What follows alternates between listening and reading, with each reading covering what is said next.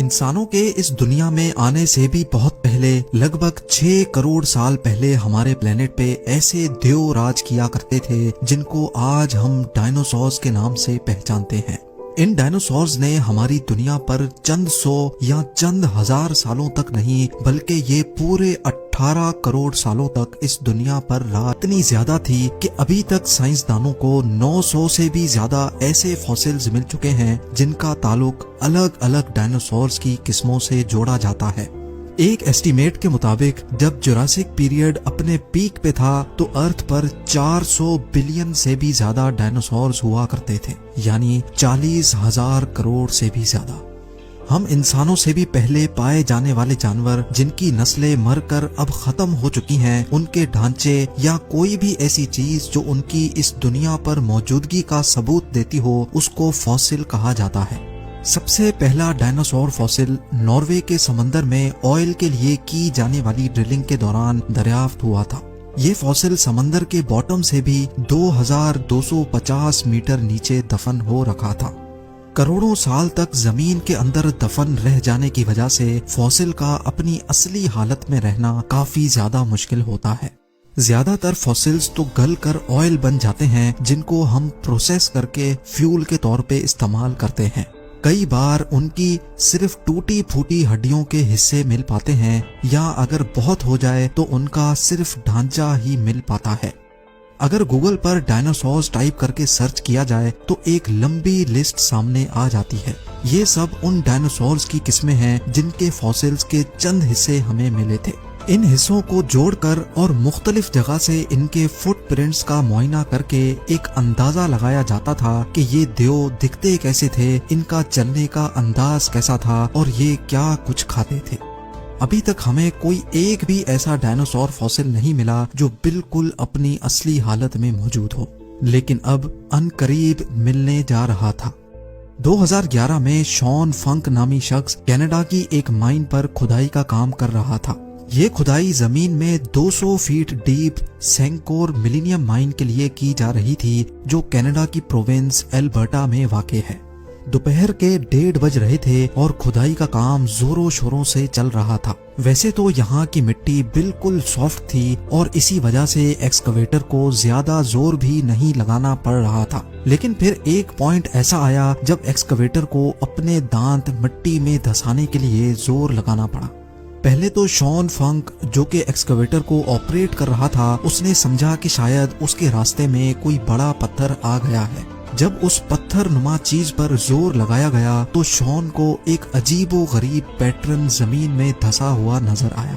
چاروں طرف dark brown مٹی اور اس کے بیچ میں ایک ایسا پیٹرن جس کے اندر اس طرح کے سرکلز بنے ہوئے تھے۔ یہ منظر دیکھ کر شان کی جگہ کوئی بھی ہوتا تو وہ اس کو دیکھنے کے لیے ضرور رک جاتا، اور ایگزیکٹلی شان نے بھی ایسا ہی کیا۔ اس نے اپنے شفٹ سپروائزر کو بلایا اور پھر اگلے کئی گھنٹوں کے دوران مائن پر موجود سارے لوگ اس عجیب چیز کو دیکھنے کے لیے اکٹھے ہو گئے۔ لیکن پھر حقیقت سے تو تب پردہ اٹھا جب رائل ٹیرل میوزیم سے تعلق رکھنے والے ڈاکٹر ڈونلڈ ہینڈرسن نے سین میں انٹری ماری۔ ڈاکٹر ڈونلڈ، جن کو پری ہسٹورک فوسلز کا کافی زیادہ ایکسپیرینس ہے، وہ دیکھتے ساتھ ہی سمجھ گئے کہ یہ کچھ اور نہیں بلکہ یہ کسی ایسے جانور کا فوسل ہے جس کا آج سے پہلے کسی کو بھی علم نہیں تھا۔ ڈاکٹر ڈونلڈ کا ماننا تھا کہ البرٹا سے پہلے بھی جو فوسلز مل چکے ہیں وہ سمندر میں رہنے والے پلیزیوزورز کے تھے۔ اسی وجہ سے ان کا خیال تھا کہ یہ فوسل بھی کسی پلیزیوسور کا ہی ہوگا، لیکن ان کو اس بات کا بالکل بھی اندازہ نہیں تھا کہ جو چیز ان کے سامنے مٹی میں دھسی ہوئی ہے وہ ان کی زندگی بدلنے جا رہی ہے۔ 8 کروڑ سال پہلے کینیڈا کا یہ حصہ جہاں سے فوسل ملا تھا یہ گہرے سمندر کے نیچے ہوتا تھا۔ جو پلیزیوسورز اس سمندر میں رہتے تھے وہ مرنے کے بعد زمیں بوس ہو گئے، اور اسی وجہ سے اس ایریا سے زیادہ تر فوسلز پلیزیوسورز کے ہی ملتے ہیں۔ لیکن ملنے والا یہ فوسل بھی پلیزیوسور کا ہی تھا یا کسی اور جانور کا، اور سب سے بڑھ کر یہ کہ آخر وہ دکھتا کیسا تھا۔ یہ سب جاننے کے لیے ضروری تھا کہ پہلے اس کو بحفاظت زمین سے باہر نکالا جائے، اور یہ کام اتنا آسان نہیں تھا۔ ایکسکیویشن کے گرو بلوائے گئے اور بڑی احتیاط سے فوسل کو زمین سے باہر نکالنے کا کام شروع کر دیا گیا۔ فوسل کی سائیڈوں اور اوپر سے مٹی ہٹا دی گئی اور اب باری تھی اس کو زمین سے الگ کرنے کی۔ نارملی ایسے کام کے لیے الیکٹرک جیک ہیمر استعمال کیا جاتا ہے، لیکن کیونکہ اس سے فوسل کو نقصان پہنچنے کا خطرہ تھا، اسی وجہ سے ایکسپرٹس نے ہائیڈرو ویکنگ ٹیکنالوجی استعمال کرنے کا فیصلہ کیا۔ ہائیڈرو ویکنگ ایسی ٹیکنالوجی ہوتی ہے جس میں پانی کی ہائی پریشر گن سے کسی بھی چیز کو کاٹا جاتا ہے اور ساتھ ساتھ انڈسٹریل گریڈ ویکیوم سے مٹی اور پانی کو سک کر لیا جاتا ہے۔ ہائیڈرو ویکنگ کے ذریعے کام بڑی مہارت اور کافی تیزی سے کر لیا گیا۔ اب یہ جائنٹ پتھر جس کے اندر فوسل موجود تھا وہ زمین سے الگ ہو چکا تھا اور اب باری تھی اس کو اٹھا کر ٹرک میں لوڈ کرنے کی۔ ایکسپرٹس کا خیال تھا کہ اس کو کرین کی مدد سے اٹھا کر ٹرک میں بآسانی لوڈ کر دیا جائے گا، لیکن کہیں نہ کہیں سب کے دل میں یہ ڈر ضرور تھا کہ لفٹنگ کے دوران کہیں کچھ ایب نارمل نہ ہو جائے، اور بالکل وہی ہوا جس کا ڈر تھا۔ جی ہاں، جیسے ہی کرین نے فوسل کو اوپر اٹھانے کے لیے زور لگایا تو وہ ایک ہی جھٹکے میں 2 حصوں میں بٹ گیا۔ یہ دیکھتے ہی سائٹ پر موجود تمام لوگوں کو تو جیسے سانپ ہی سونگھ گیا۔ جہاں ایکسپرٹس کو اپنی محنت ضائع ہونے کا دکھ تھا، وہیں رائل ٹیرل میوزیم کی ٹیم کو فوسل کے ٹوٹ جانے کا غم کھایا ہوا تھا۔ فوسل دکھنے میں تو پتھر جیسا لگ رہا تھا، لیکن اس کا سینٹر کافی زیادہ نازک تھا جو کرین کے پریشر کو برداشت نہ کر سکا۔ لیکن ایسا نہیں تھا کہ ساری امیدیں ختم ہو گئی ہوں۔ بے شک فوسل ٹوٹ چکا تھا، لیکن یہ ابھی بھی کمپلیٹ تھا۔ اس کے اندر کیا کچھ چھپا ہے یہ جاننا ابھی باقی تھا۔ فوسل کے تمام حصوں کو اچھی طرح پیک کر کے رائل ٹیرل میوزیم پہنچا دیا گیا، جہاں اب ایک اور دلچسپ حقیقت سے پردہ اٹھنے کا وقت آ پہنچا تھا۔ اس پوائنٹ پر کسی کو بھی فوسل کی اصل حقیقت معلوم نہیں تھی۔ کروڑوں سال زمین کے اندر دفن رہ جانے کی وجہ سے فوسل کو اس کے گرد جمے ہوئے پتھروں سے الگ کرنا ایک ایسا کام تھا جس میں سالوں کی محنت ریکوائرڈ تھی، لیکن یہ کام ہر صورت کرنا ضروری تھا۔ پورے 5 سال اور 7,000 گھنٹوں کی محنت کر کے فوسل کو جب پتھروں سے آزاد کروا لیا گیا تو جو کچھ دیکھنے کو ملا وہ پچھلے کم از کم 8 کروڑ سالوں سے کسی نے بھی نہیں دیکھا تھا۔ سارے پیلیونٹولوجسٹ یہ دیکھ کر حیران رہ گئے کہ یہ فوسل کسی پلیزیوسور کا نہیں بلکہ یہ تو ڈائنوسور کا فوسل ہے۔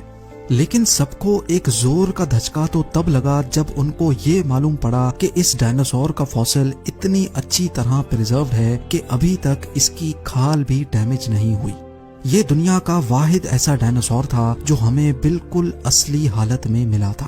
ماضی میں جتنے بھی ڈائنوسور فوسلز ہمیں مل چکے ہیں، زیادہ سے زیادہ ان کی ہڈیاں ملتی تھیں اور پھر کئی سالوں کی محنت کر کے ان کو واپس جوڑ کر میوزیمز میں رکھ دیا جاتا تھا۔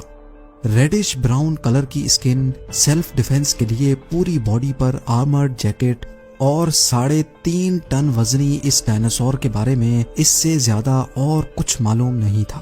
جب ٹیکنیشینز نے اس کو پوری طرح پتھروں سے آزاد کر دیا تو اب باری تھی پیلیونٹولوجسٹ کی، جن کو ڈائنوسور کی اس عجیب قسم پر مزید تحقیق کرنا تھی۔ ریسرچرز پہلی بار ایک ایسے نمونے پر ریسرچ کر رہے تھے جو بالکل اوریجنل حالت میں موجود تھا۔ سالوں کی ریسرچ اور کئی 100 ٹیسٹ کرنے کے بعد جو کچھ معلوم پڑا وہ واقعی کافی زیادہ انٹرسٹنگ تھا۔ یہ ڈائنوسور آج سے قریب 110 ملین سال پہلے یعنی تقریباً 11 کروڑ سال پہلے مرا تھا، اور جس وقت اس کی موت ہوئی تب یہ کچھ کھا بھی رہا تھا۔